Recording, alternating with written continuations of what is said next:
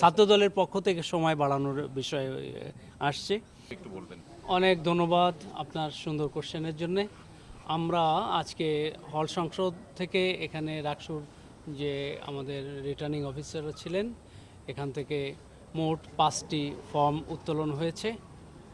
তো আর হলগুলোতে আজকে কোনো একটা হলগুলোতে একটা হয়েছে কোন হল ওটা? খালেদা জিয়া হল থেকে একটা উত্তোলন হয়েছে। মোট হল সংসদ থেকে একটি এবং রাকসু থেকে 5টি। সেটা হচ্ছে সময় বাড়ানোর বিষয়, ছাত্র দলের পক্ষ থেকে সময় বাড়ানোর বিষয় আসছে। তো আপনারা সবাই জানেন যে তাদের কিছু যুক্তি তারা তুলে ধরেছে। তাদের নতুন করে হঠাৎ করে হল কমিটি ছিল না, হল কমিটি হয়েছে, এই জন্য তারা অর্গানাইজ গোছায় উঠতে পারেনি, সেটা কারণ দেখিয়েছে।